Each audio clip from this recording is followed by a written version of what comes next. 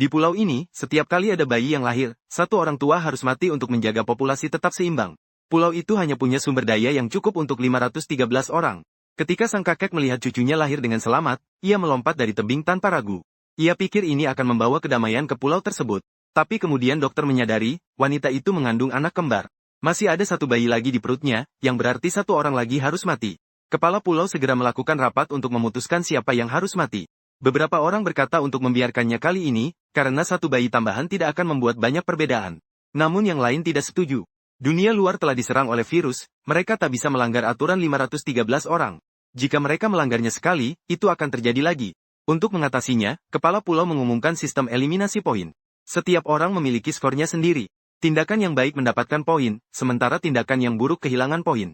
Dan orang dengan skor terendah akan menjadi orang yang mat. Seorang anak laki-laki yang menonton TV, melihat namanya berada di posisi ketiga dari bawah. Ia ketakutan, jika terpilih ia akan dilempar ke laut. Namun temannya mengatakan padanya untuk tidak khawatir, karena ibu temannya adalah kepala pulau. Dia akan bantu menaikkan poinnya. Esokan harinya, kepala pulau memberi teman putranya cara untuk dapat poin. Dia menyuruh anak laki-laki itu berbagi apel dengan orang lain. Karena ia telah melakukan hal yang baik, ia mendapatkan 10 poin. Peringkatnya naik satu posisi. Tak lama kemudian, tiba saatnya pemungutan suara. Orang dengan skor terendah adalah tukang kayu. Dia mencuri sesuatu beberapa hari lalu.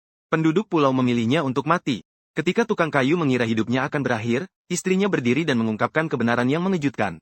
Ia mengatakan bahwa putra kepala pulau sering membawanya ke ruangan gelap dengan kekuasaan ibunya. Jika ia menolak, jatah makanan mereka akan dipotong pada bulan berikutnya. Awalnya tidak ada yang percaya, tetapi semakin banyak wanita yang angkat bicara.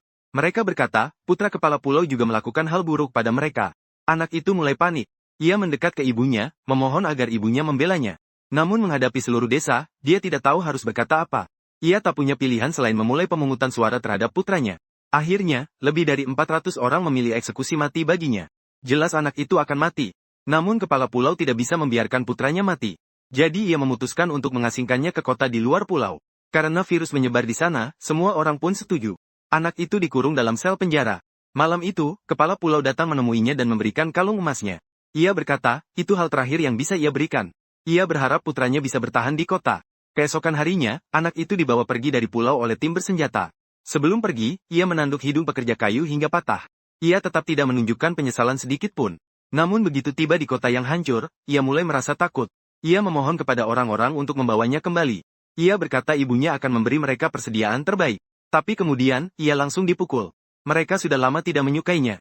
Pada akhirnya, ia ditinggalkan sendirian di dermaga.